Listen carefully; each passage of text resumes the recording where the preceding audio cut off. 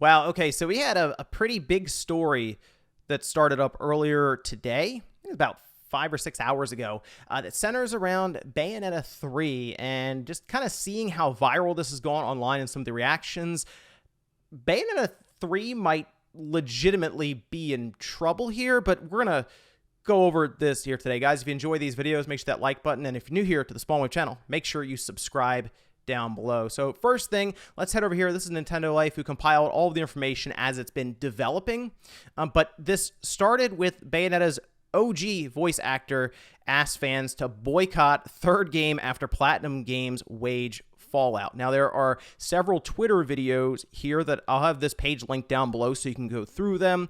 Essentially, in these videos, Helena Taylor explains why she is not returning as the voice of Bayonetta. If you're unaware, what happened was PlatinumGames confirmed that Helena Taylor was not returning, and this was October 4th.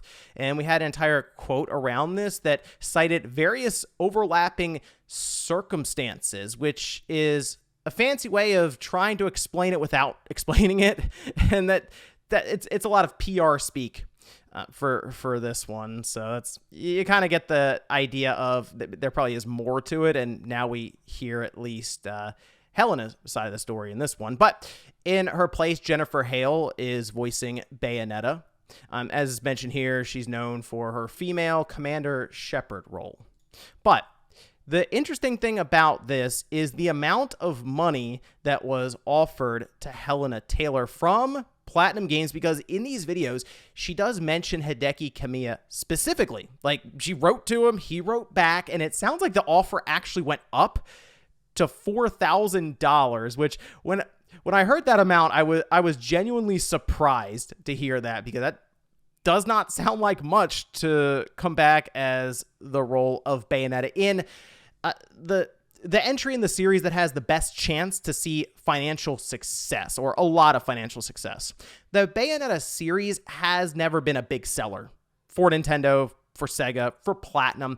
The reason I would say that Nintendo keeps it around is, one, for the future potential of the series, but two, it's also for the diversity in their lineup. It's a game that isn't made anywhere else under that Nintendo umbrella, that type of game, and it's kind of like their Devil May Cry, right? And that series for Capcom has gone on to see decent enough success. So there's a few reasons. However, I don't know if it's something that Nintendo is going to go to bat to keep up when it has potentially some image problems that are forming, especially around PlatinumGames, which is a topic we're going to get into here in a minute. But the reason, because we've talked about boycotts before with all kinds of, seems like if there's anything that even a small group of fans on Twitter don't agree with, a boycott apparently is happening. It seems to take place with every Pokemon game comes out. As soon as there's a N64 tree, it's over. The change.org petition is going up.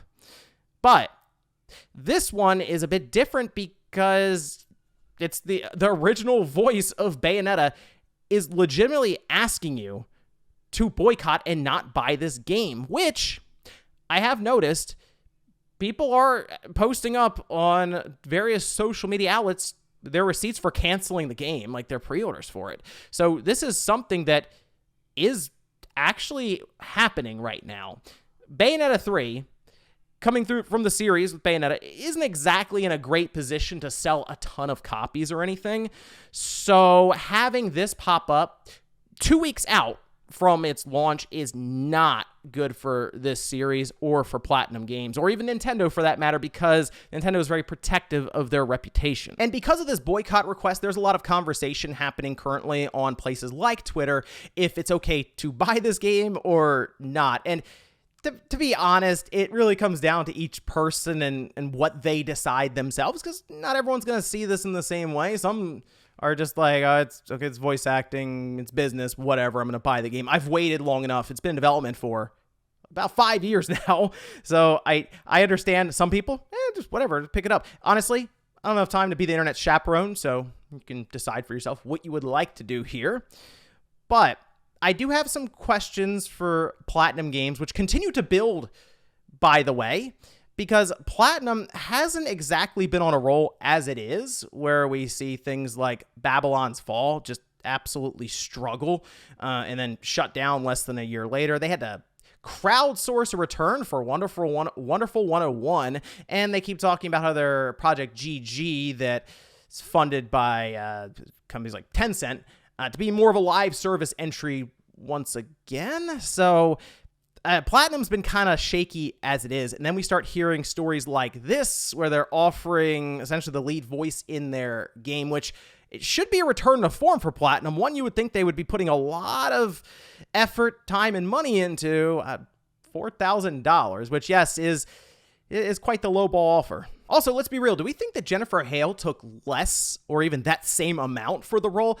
She was probably more expensive than Helena Taylor. So there are some head-scratching things happening here with Platinum. But Bayonetta 3 going into its launch and having this video explode online. I mean, it went absolutely viral. It's coming up on 3 million views already in like 6 or 7 hours since it was posted earlier Saturday. We're even seeing some mainstream attention. TMZ, for some reason, picked up this tweet and was mentioning it on their feed. Now there are questions. Is this going to really damage Bayonetta 3's sales potentials and essentially damage its future? Because, as I mentioned, Nintendo and Platinum, they're going to respond to this. It's going to happen. And the reason I say that is because we've already kind of seen Hideki Kamiya kind of reference this, not necessarily just absolutely pointing at it, quote tweeting it,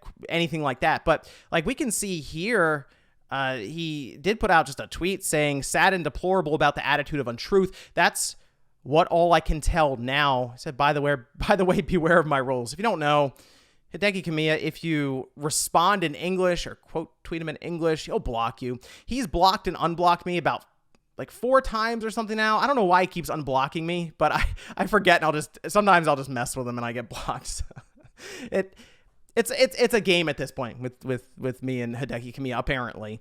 But I feel like there is going to be some sort of response that's run through PR multiple times before it's posted. It'll probably be Monday or Tuesday. I feel like Nintendo and Platinum would want to get behind this as quick as possible to try to talk about what's going on here, but I don't really know what the explanation is from their end after really trying to wrap my head around the $4,000 offer for the main character in their game. That said, I do think it's important to wait to see if we do get more facts around the situation so we can go from there. But I am also curious if Nintendo decides to step in and make some sort of formal response, because this is starting to bleed through to the Nintendo brand, even though the way it should work, to my understanding, is Nintendo has set a budget. They've talked with Sega for the trademark and licensing and overall intellectual property of Bayonetta. They've come to an agreement there, and then they look to find a studio to develop it. They land on PlatinumGames, obviously, and then they essentially fund a PlatinumGames project, who then goes out and picks up voice actors, developers, artists, all these different things that come together from a personnel level. But still, it's a collaborative effort. When it's a success, we'll say, Bayonetta 3 goes out there, 3 million copies, biggest game sales performance of the series. People are going to congratulate Nintendo and Platinum and Sega. So in this case, it's a collaborative effort when it comes to some of the failings that we're seeing made public. And normally I would say that a boycott like this won't affect the big titles like a Pokemon, like a Mario, or like a Zelda, any of these massive games, a God of War, a Last of Us even, because there is a mainstream that can prop it up and have it top the sales charts. In Bayonetta's case, though, most of the people who got it to this point are indeed the hardcore fans who exist online. Bayonetta doesn't, like I said, sell a ton, so it is kind of a closed-knit community right now, and it's possible with 3 it could have gone to the next level and become more mainstream. But I wouldn't be shocked if we saw a bit of an effect on sales here, but even then, with how Bayonetta 2 sold, I think it's still possible we could see just an overall sales increase. And it's hard not to imagine that with how many Switch systems are out there and the quality we're seeing around the game from previews. But let me know what you guys think about this situation down below in the comments. It will continue to develop, I believe, throughout the week coming up. But let me know your thoughts on the situation when it comes to, I guess, the idea of the original voice actor telling you not to buy the game, instead saying you should donate the $60 to charity. And I guess let me know if you are still buying this game.